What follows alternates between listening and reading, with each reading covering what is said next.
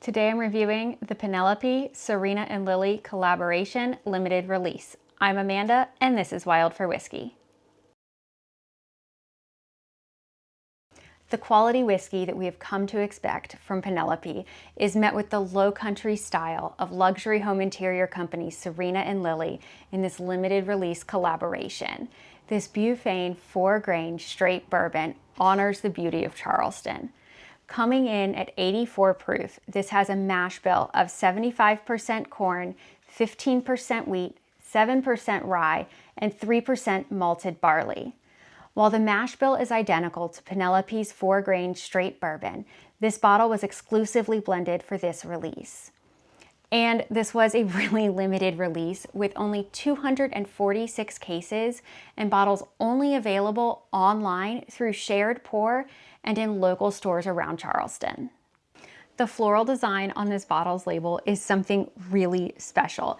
It is the staple butane wallpaper from Serena and Lily based on a floral motif dating back to 1838 that was found in a historic home on Butane Street in Charleston. Butane Street is a historic street just off of King Street in downtown Charleston, steeped in culture and history dating back to the 1700s. This bottle was intended to bring timelessness and sophistication into each sip. Penelope's master distiller described it as a bourbon made with Charleston in mind, a blend that makes you want to slow down and enjoy each sip. Let's give it a try and see if it accomplished what it set out to do.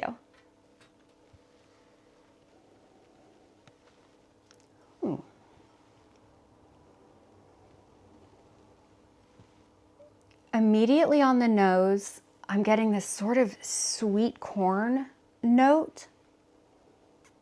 And it's also layered in with a good bit of fruitiness, sort of a bright fruit, like a bright, crisp red apple. There's a lot of caramel in there, sort of like a chewy caramel candy. And there's just a hint of vanilla bean under that. That has a really, really pleasant nose. That fruit is really coming through the more I'm spending time with it. And I think there's just a hint of apricot in there as well. That is really, really pleasant.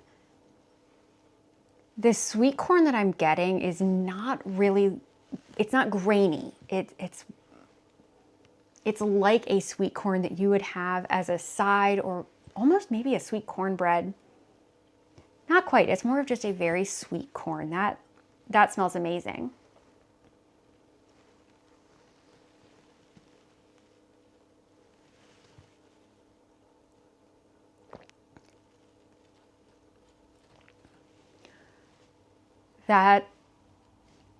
That is delicious. It's very light. It has a light mouthfeel. It definitely feels like the 84 proof that it is. It's not a big hitter, but it is also really complex for how light it is. It turned into more of that cornbread. I was wondering if I was getting on the nose. It's just more of a sweet corn on the nose, and it turns more into a cornbread on the palate. There's still a lot of vanilla in there.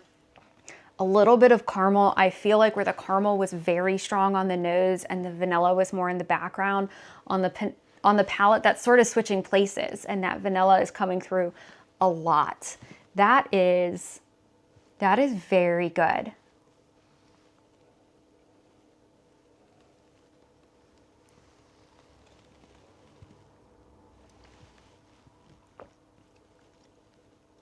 That corn is definitely right there on the front of the palate, and then those vanilla and caramels are sort of in the mid palate.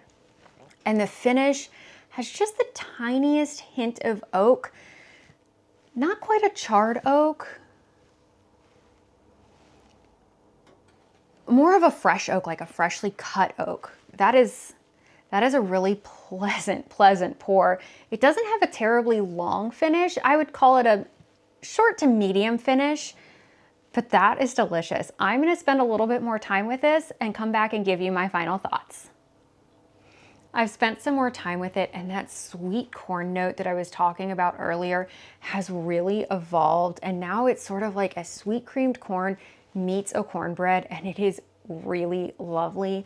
There were also some baking spices, a little bit of nutmeg, a little bit of ginger that kind of developed on the sides of the palate, and I really like that complexity that was added with that.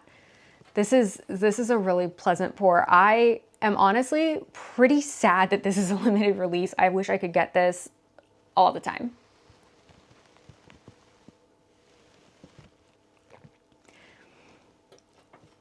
I'm absolutely loving it. The finish isn't terribly long, but a lot of that vanilla from the front of the palate really lingers through the finish with a little bit of that caramel, and those baking spices that have developed are hanging out on the finish as well. I'm a huge, huge fan of this. In terms of a rating, I'm gonna give it a 7.6. I really, really like it. The MSRP on this was $45. I do believe it is still available in some areas around Charleston. If you are able to find this and get your hands on it, 100% recommend that you grab a bottle of this.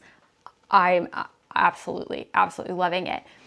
If you've had this, please let me know down in the comments what you thought of it. I'm dying to talk to more people about this bottle. And as always, please remember to like and subscribe.